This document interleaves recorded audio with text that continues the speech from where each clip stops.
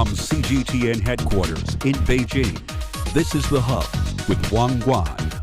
Hello and welcome to a special Chinese New Year edition of The Hub on CGTN. I'm Wang Guan in Beijing. Today is Chuxi, the eve of the Lunar New Year, and I'd like to extend my warmest wishes on behalf of my entire crew for a happy Spring Festival to you all, as families and friends across China and indeed across the world come together to celebrate this very special and joyous occasion. It is also a great time for cultural discovery and, of course, making new friends. One interesting trend we've been seeing is the rise of TikTok refugees, content creators and users who've been moving away from platforms like TikTok and into the little red note hosted inside China. Now, after the U.S. threatened to ban TikTok over national security concerns, even though TikTok is back up now, many of them have stuck around, staying connected with their Chinese friends instead of letting the ban stop their curiosity and creativity.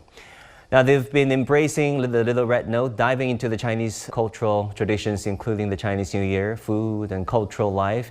Today, we're very excited to have some users of the little red note from the United States joining us at this hour. Please welcome Travis Pfiffer, Jeremy Barker, and J-Bill McCarthy, who have been exploring Chinese culture like never before. Guys, welcome to this program, The Hub on CGTN. J-Bill, let me go to you first. You said the little red note welcomed you like few platforms have, and that you've actually loved what you see about China, about the Chinese culture. Tell us about it. Yeah, so just the overwhelming sort of kindness and friendliness that I've experienced is it doesn't feel like the internet. it's I'm used to sort of insults and people being mean, and you just kind of live with that, and I haven't seen one bit of that, and it's been really amazing and really humbling to see how kind people have been. Yes, specifically, what did you see? How did you interact? What kind of people did you interact with? What functions of the little red note that really impressed you?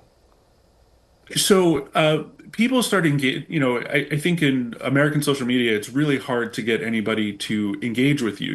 And to make comments on your posts and to to like your things and what have you. And that just started happening immediately. Like immediately, people were interested, and immediately people were curious about what I was saying, and even though the vagaries of translation and everything else, and language barrier or whatever, I think people were really willing to overcome that, and I think everybody was really trying to find out as much as they can and be curious, and I think that was really unusual. I've not seen that before on other platforms. Yeah, what kind of content are you creating mostly? I've done a couple of different things, but I think the thing that seems to resonate most is when people post recipes on Rednote. Chinese people have posted a lot of recipes, and lately they've been asking Americans to sort of try these recipes, and I was like, okay, so I decided to give it a go, and I made a couple of videos of me cooking Chinese recipes that I saw online, and I have some experience with Chinese cooking. So far I did hang xiao rou, the braised pork. Hong xiao rou, yeah, the braised pork. And the jidan gang, I believe is how you say it, the egg custard. Yes, and both of those, and I think it was really funny with the pork. People were like, "There's no way that a foreigner is making that. Like, no one could believe that I did it." Oh my God, man! I want to taste your hong xiao rou and jidan gang one day.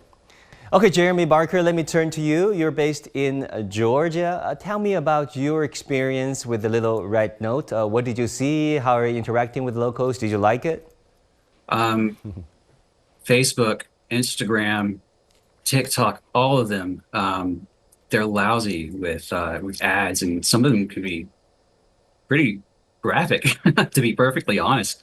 And there's nothing like that on this app, and it's amazing. But other than that, it confirmed a lot of what I had already learned about China over the past few years, just trying to broaden my own horizons. And also it taught me way more than I ever would have learned just here in Georgia. we are told a lot of times in the US that, you know, China is our competitor, right? Not Yeah. necessarily our enemy, but our competitor. And Yeah. um, the thing about living in America is that competition is deadly, right? It's a lot to deal with sometimes, and you know, Chinese culture is not like that. And what has become very apparent to me is that every accusation is a reflection. So, you know, it's become very apparent to me that everything bad that we've been told about China over the years is projection from the US itself. Well, that's really unfortunate. Hopefully, there can be more appreciation of the nuances of the cultures like you have discovered. Travis, let me turn to you. You're from the great state of North Carolina. I had the pleasure of visiting that beautiful state a couple of times, so great memories. So tell us about how you've been using and liking the Little Red Note. Sure. I have not tried, just would share things that would make me happy or pictures of family and just hangouts. It wasn't until I posted a picture of my boy on Red Note just to get myself out there and just dive into Red Note instead of just being the user. And everybody immediately just gravitated. And in a way that it was so encouraging and welcoming to just be there that it was an amazing experience. They were welcome to China, welcome to and then they would say what city and say, come here, we'll show you around. Can't wait to see your boy. Let me pinch his face. It was a lot of Oh man, love and a lot of just yeah. curiosity. Uh and like Jay Bill and like Jeremy have stated, there was not the hate or the trolling or the constant commercial advertising. There was art, there was Yes. culture, there was Yes. humanity, there was beautiful things, there was music of all kinds. It was just an amazing experience coming from the American internet as it is. And that's great. What aspect of the Chinese culture, as we're approaching the Lunar New Year, the Chinese New Year that is celebrated here, the way you guys celebrate Christmas and Thanksgiving, the biggest holiday of the year, what aspect of the Chinese culture did you pleasantly learn about and discover or rediscover on the Red Note?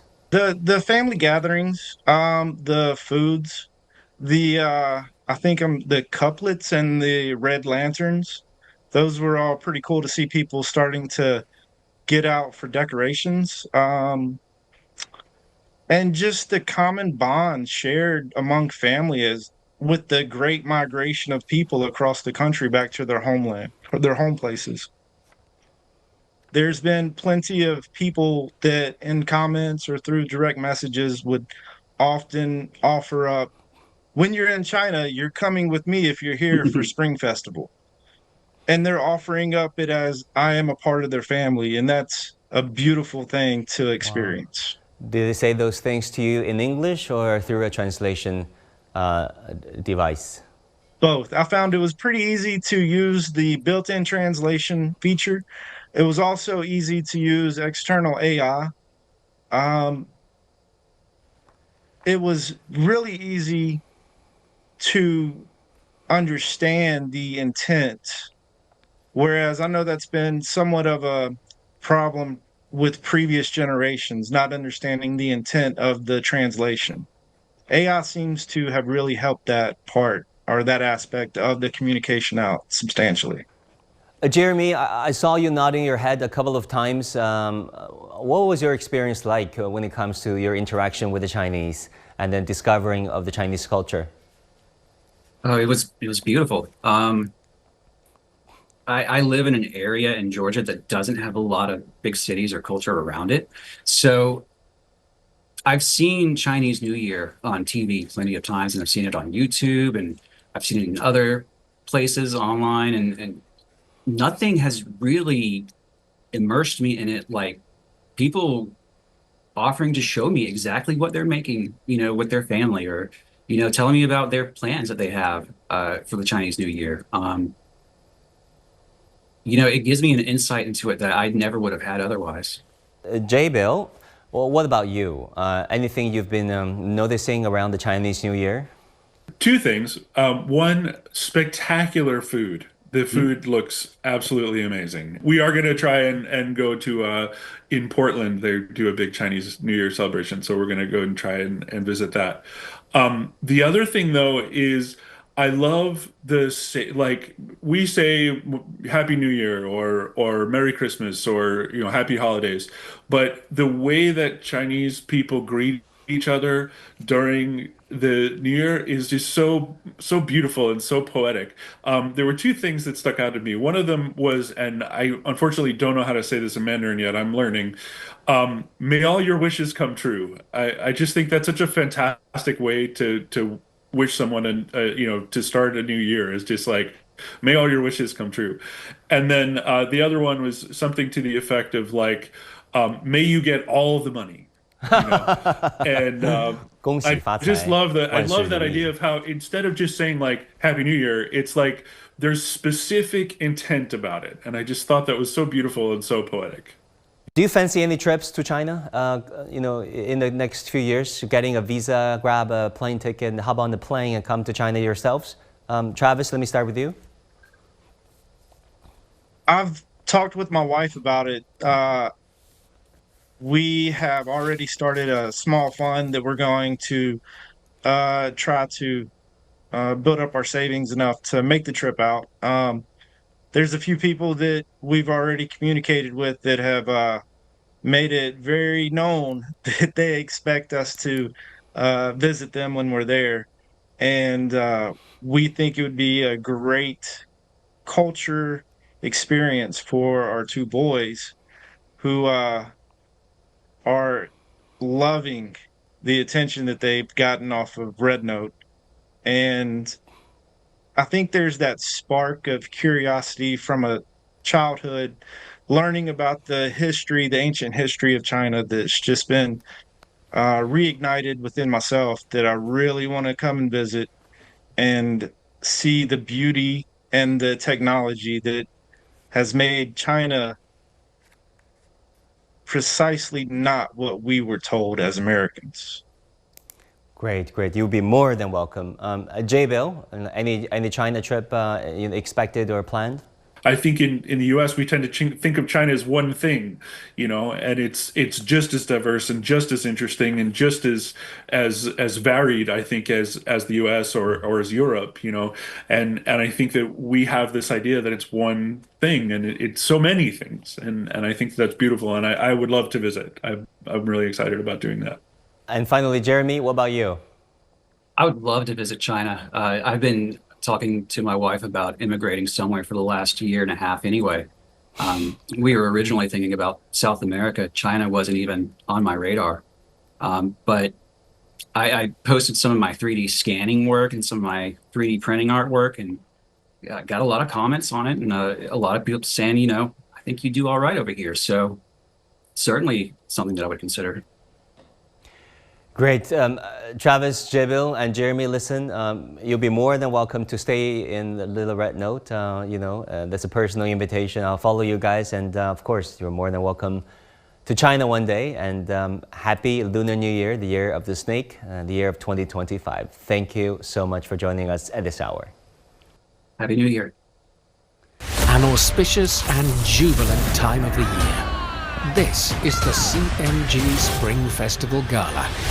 So, how long has this stage been here? How high can the stage go? How wide does the stage stretch? The Spring Festival Gala stage welcomes the world to join in on the feast and festivities.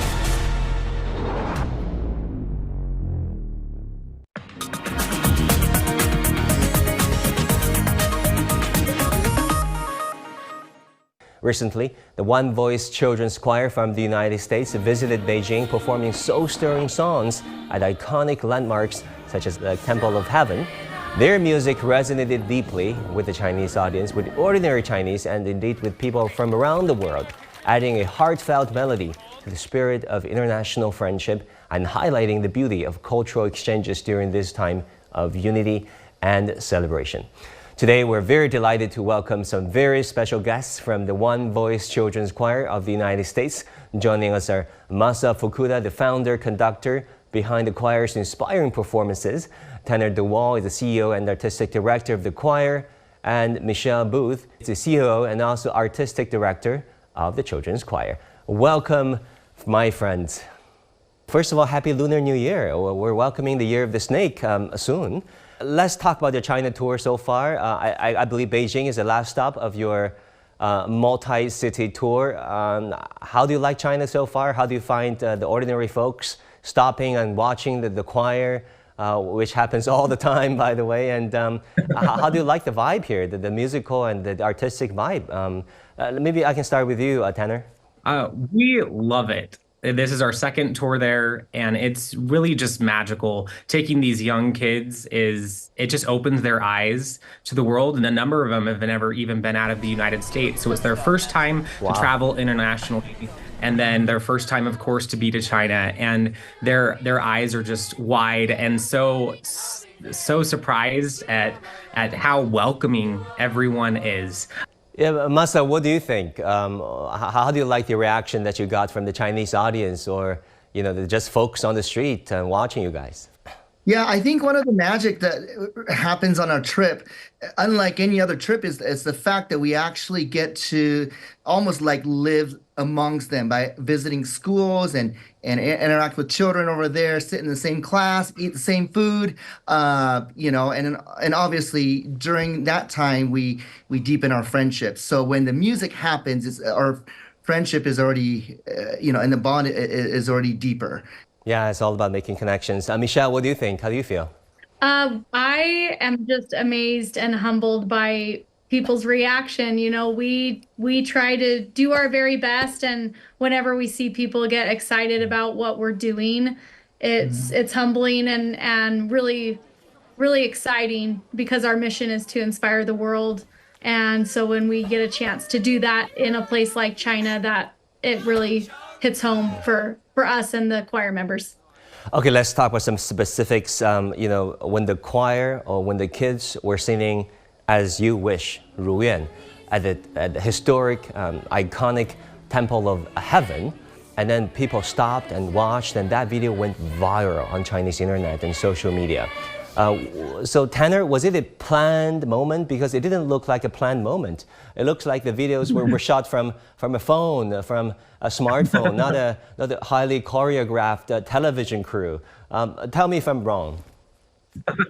Yeah, it was really spur of the moment. Michelle had a wonderful idea to sing it on that historic location. We're putting together a compilation music video of the choir singing in multiple locations on that tour, and we didn't know that anyone nearby was filming in addition to our camera crew. So it was definitely a surprise to see that get some traction on social media. Masa, what was it like directing the kids over there, singing in Chinese for the Chinese audience? It was, the Chinese native speakers listening to them, and then still, we loved it.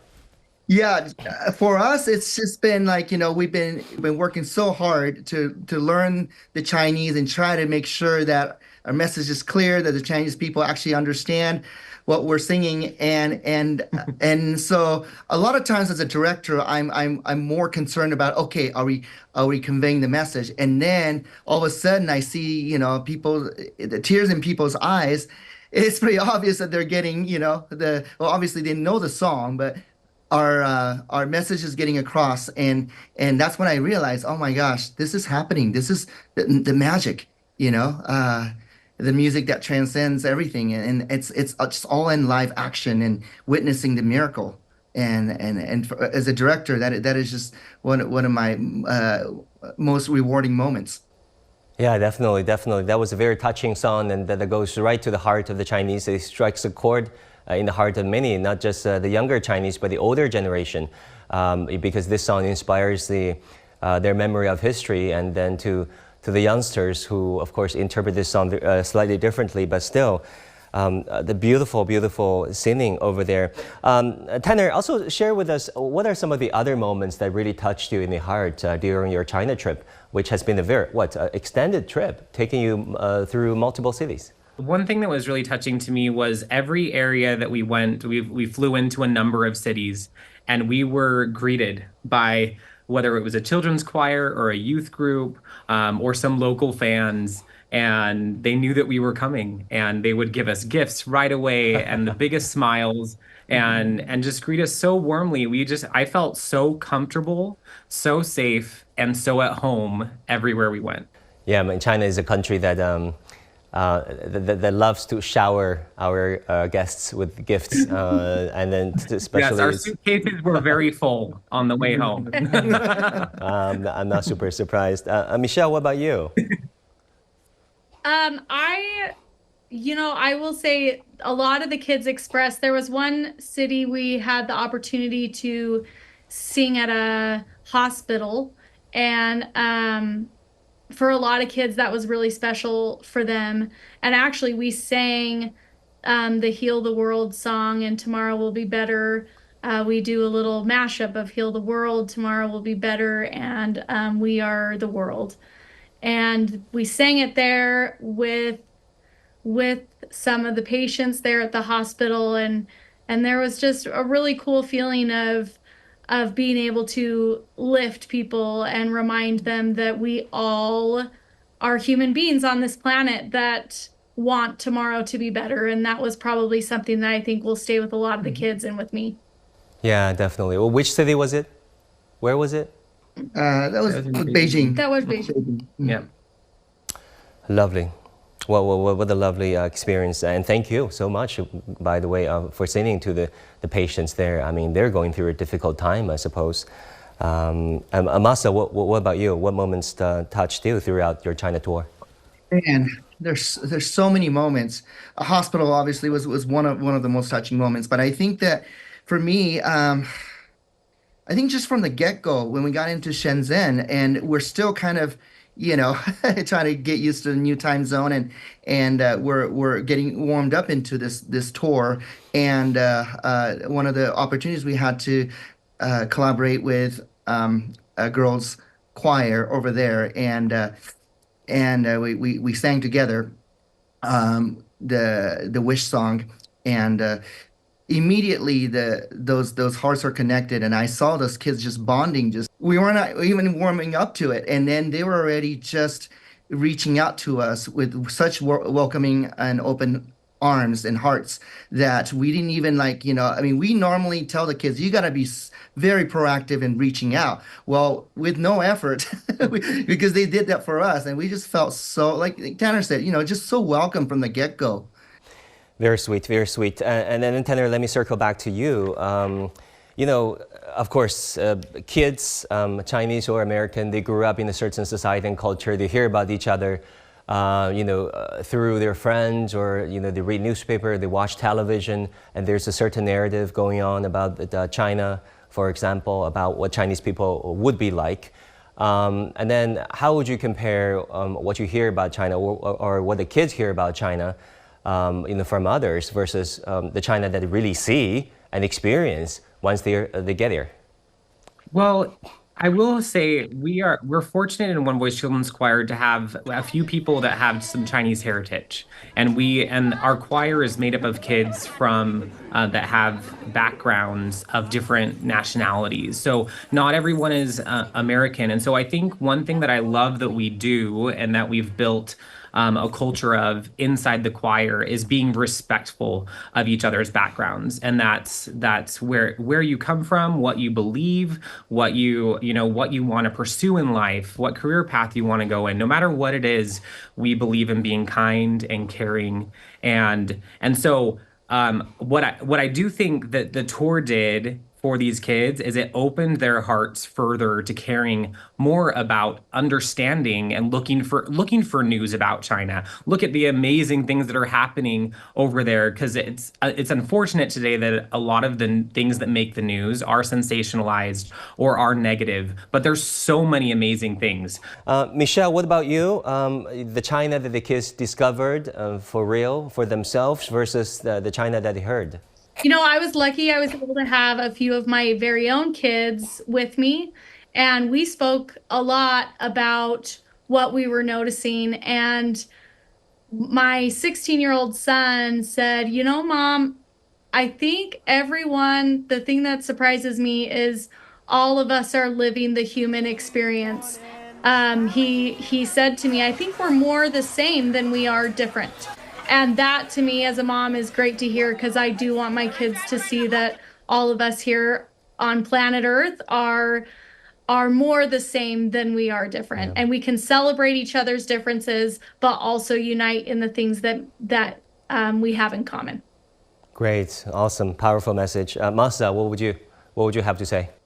For me, growing up in Japan, which seems so close to China, yet in a lot of ways it's different, right? I mean, it's kind of a stereotype when people think, yeah, there's a lot of similarities, but I just felt all these years I didn't know anything until I actually got there to really feel it for myself and experience what it's really like to be there.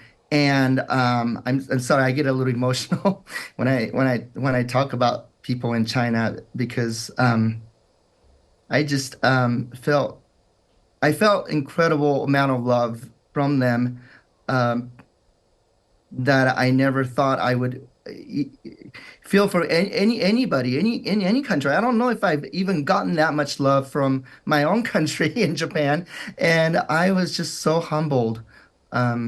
And again, I just want to say to people, it's like, you know what? If you really want to know what it's like, you got to be there. You got to go and experience, and then you'll know firsthandly, like, what it's like, what the people are like, what the culture's like, the way of living, the way that they live, and what they believe in, all those things. Just you need to be there and not really base your opinion on what others say. Beautiful, beautiful. And finally, before I let you go, it's the Chinese Lunar New Year, Year of the Snake. Any New Year's message, the Year of the Snake, which of course symbolizes vigility, vitality, and wisdom. Any New Year's message to the Chinese audience? Have a very exciting new year, and that it's filled with as much vitality as you gave to us as we were there in your country. And Xin Yan Kuai La.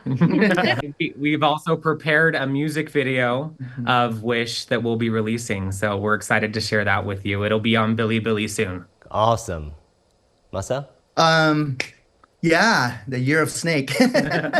I kind of see snake as just like, you know, how it sheds its skin, like, you know, it's like a transformation. I really wish for everyone to try something new, and discover something new in their life that's exciting and adventurous. And I hope that in the process they'll succeed and thrive. Awesome. Thank you all so very much for being here. And please come back to China at maybe in the summer, where Beijing is absolutely gorgeous. Come back again and come back to our show and say hello to the kids. And that's all we have for this edition of The Hub. Thank you so much for tuning in. Our news coverage continues on CGTN. Bye and Happy New Year.